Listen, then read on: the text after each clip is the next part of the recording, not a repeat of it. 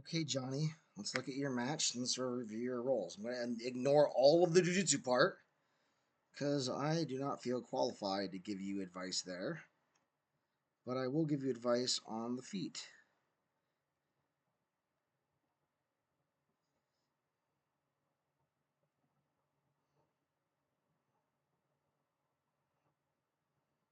Okay, shaking hands. I've got this in half speed right now, so it'll be able to have things a little bit slower. And you come with this righty collar tie. I mean lefty collar tie. I don't know if you're right or left-handed. I don't know if you're right or left-handed. Myself, I'm right-handed, so I like to lead with my left leg, like opposite of what you're doing. Which is perfectly fine. I still like to underhook with my right hand. I think you're right-handed, and this is okay. This is good so far. You got him in there. So when you're like trying to dig inside real hard, right? So we gotta find ways to uppercut there. You go for an arm drag. You're going across here, but so this is great. You see how this leg is in front? You're not able to pivot well here. So the most important movement skill when you are a guy who likes to tie up is knowing how to pivot. And if my right leg is in front, I know you've stepped your left leg, it looks a little bit here, but you're not in a strong position to pivot to pull with this arm. You're actually in a stronger position to pivot to throw here, right? Now your leg is back here, but you're not you don't got the arm across good. His head's in the way. Everything's all kind of in the way.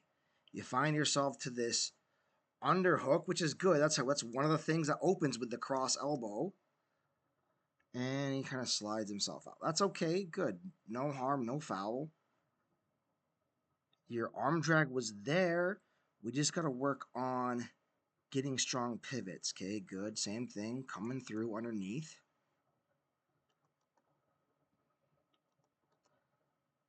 So here with this underhook looks good.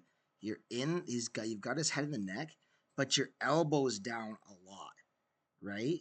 Here, the left leg needs to be your lead leg for this underhook to be good, right? If your head's on the opposite side, you gotta lead the left leg. See how it came up a little bit there as you pulled that leg back? Now, when we're trying to snap here, say your head's on the opposite side, we want to get our head to the near side so we can snap good. You go through a cross, you step there, and you're trying to pivot. See, you can even get to your leg a bit. Because when you step across like that, what you're doing, right? When you go cross elbow in that manner, what you're doing is you're exposing your back. And it's okay. It's okay to do that if you know what you're doing, right? If you know what you're doing it.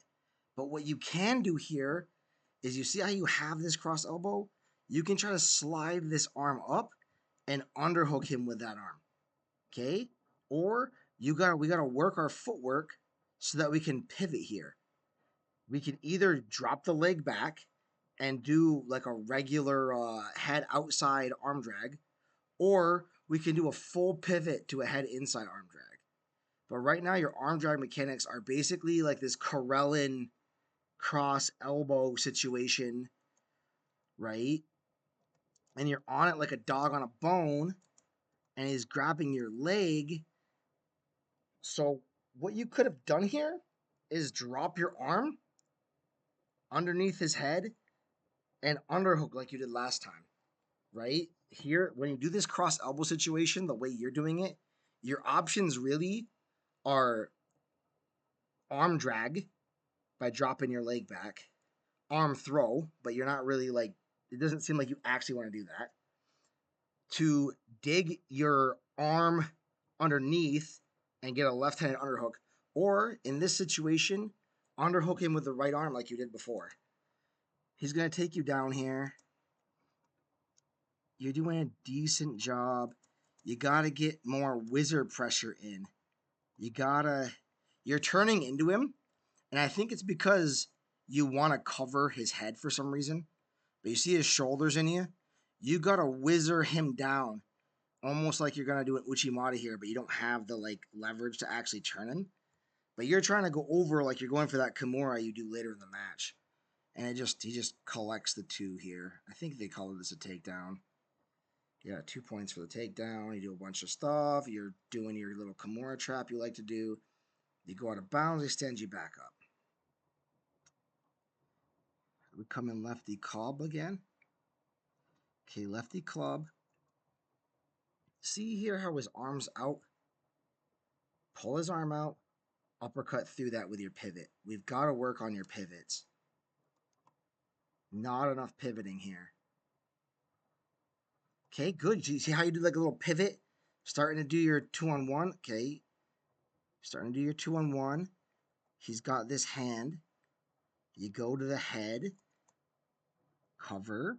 That's good. This is pretty good.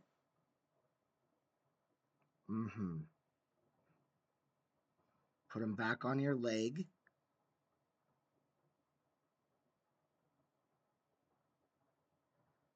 Okay, find a Kimura.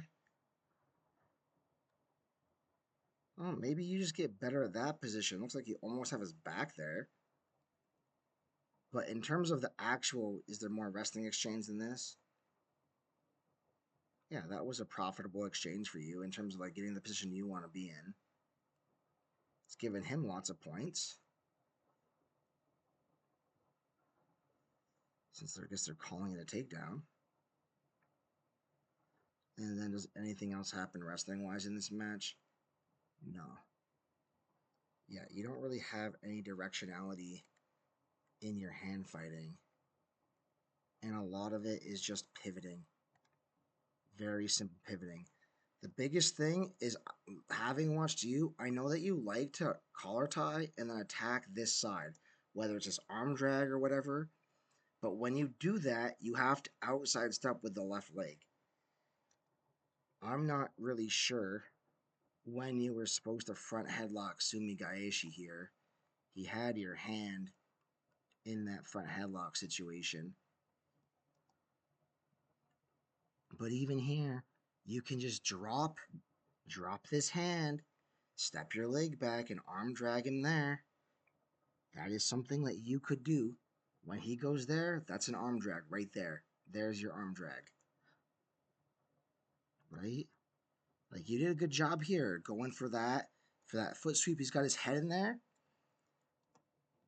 When you do this, he gets his head in the center, which is fine. It's like, this is perfectly fine. This is real common. We got to work on shoveling so you can shove this shoulder out and get your head back so you can actually attack that. You do a good job of recognizing the head, right? And he's just trying to back out, but there's your arm drag there. Your arm drag on that other side, right? It seems to me like we got to work on pivoting.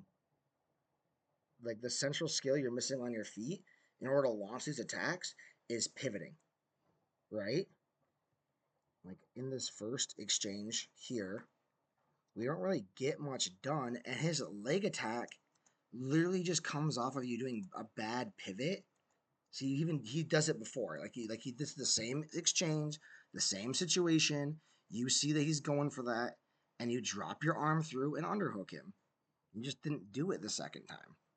So if we can work on pivoting and better understanding those positions, this collar tie and this underhook and that 2-on-1, and it can be as simple as, let's just start with, how do we do this arm drag better, right? Because you're getting to that arm drag.